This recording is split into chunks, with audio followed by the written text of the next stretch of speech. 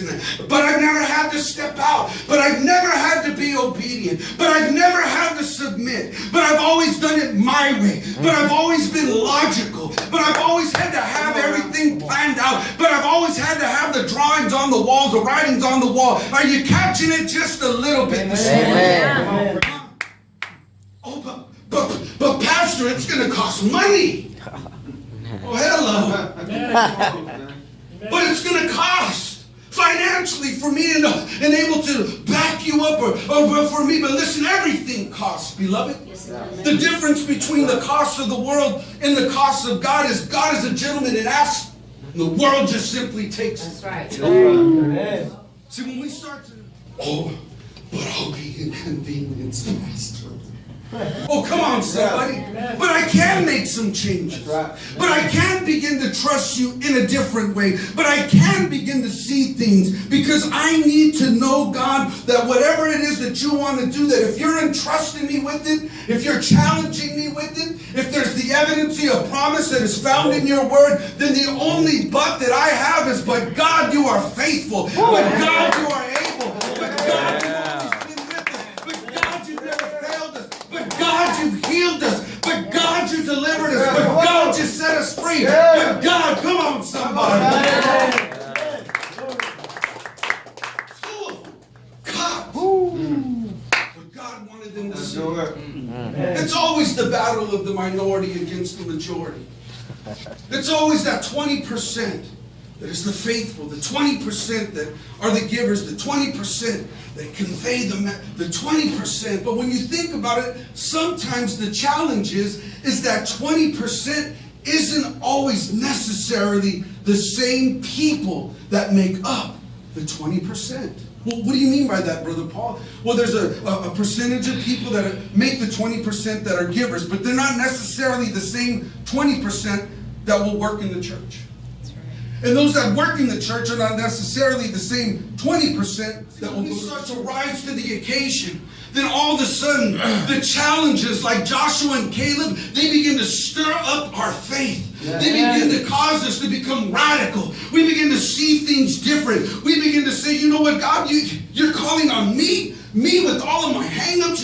You're depending on me, God? You really believe that I can slay the giant? You really believe, God, that through anything that I have that may not be much, that we can possess the land through my contribution, through my faithfulness? Listen, beloved, that's exactly what had taken place. Amen. See, they saw that their faith was going to rise above fear. See, there was something that I read about fear, and it was interesting. And it simply said this: fear is of the future. Fear is a choice that can exist in the thoughts of the future. And that's where the enemy gets us sometimes. Because he will always try to carjack faith with fear out of our soul.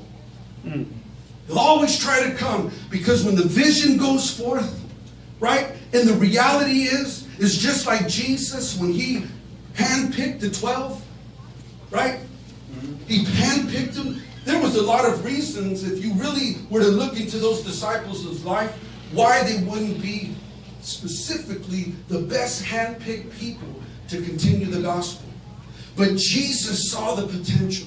Hallelujah,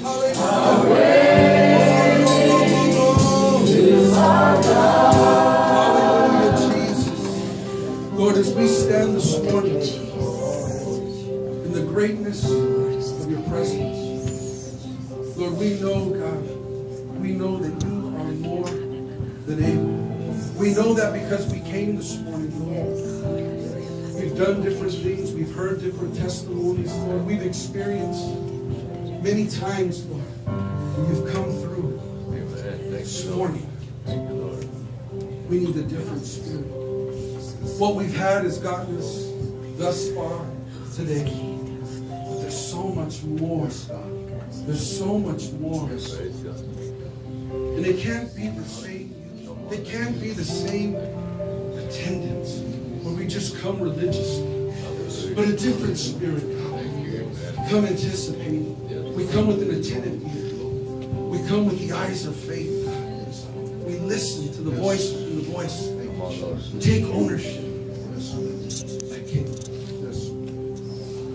So Lord, I thank you for your faithfulness this morning, not only in my life, but all the lives that are represented here this morning. You've been faithful.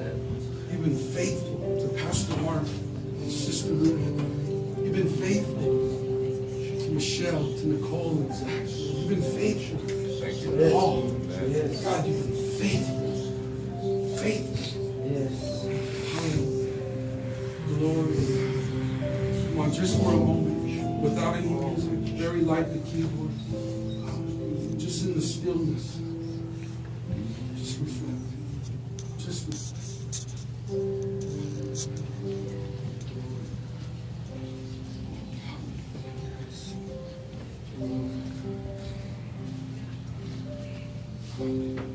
Yes, God.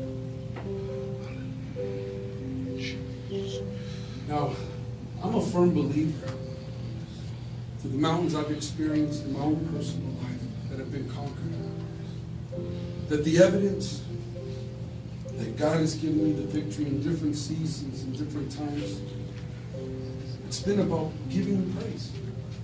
It's giving Him praise. All of a sudden it hits us. Man, God was faithful. Man, that breakthrough came. I'm not sick anymore. Come on. Man, my kids are expressing love to me. Yeah. They want to be around. My spouse is coming to church. How many of us know that through all those things, all of a sudden when it hits us, we just begin to put our hands together, we begin to thank the Lord. Yeah. I believe that's appropriate this morning. Yes, come on. So as we begin to put our hands together, Yes. let's begin to thank